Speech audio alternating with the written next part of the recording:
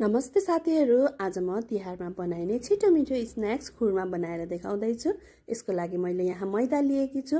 मैदामा हामीले 1 कचौरा सुजीलाई पनि राख्नुपर्छ र यसमा पिसेको चिनीलाई पनि राख्दैछु र भुटेर पिसेको सौंफलाई पनि मैले यसमा राखेकी छु। अब यसमा हामीले 4-5 चम्चा तताएको घिउलाई पनि राख्ने। त्यसपछि यसलाई राम्रोसँग मिक्स गर्नुपर्छ। मिक्स राम्रोसँग गरिसकेपछि यो चाहिँ हामीले यसरी डल्लो पार्दा डल्लो हुने बेलासम्म मिक्स गर्ने हो। त्यसपछि यसमा अलिअलि गर्दै पानी राख्दै यसको हामीले डो तयार गर्नुपर्छ।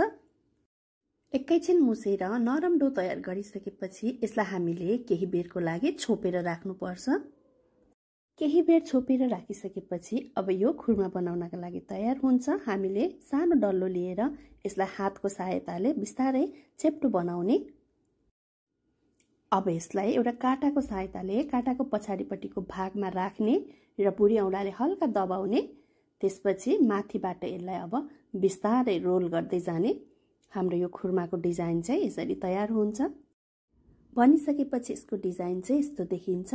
अब हामीले सबै खुर्मा बनाइसकेपछि तेललाई तताउनु पर्छ र तेल चाहिँ मिडियम हिटमा तातेको हुनुपर्छ। यसरी हामीले सबै खुर्मालाई तेलमा राखेर फ्राई गर्ने। एकापट्टि फ्राई भइसकेपछि चम्चाले यसलाई बिस्तारै पल्टाउने र मिडियम हिटमा बिस्तारै बिस्तारै हामीले यो खुर्मालाई राम्रोसँग फ्राई गर्नुपर्छ। सबैतिरबाट पल्टाइ यो राम्रोसँग फ्राई भइसकेपछि हाम्रो यो क्रिस्पी खुर्मा खानका लागि तयार हुन्छ। हजुरहरूले पनि यो तिहारमा यसरी नै बनाएर अवश्य पनि ट्राई गर्नुहोला। धन्यवाद।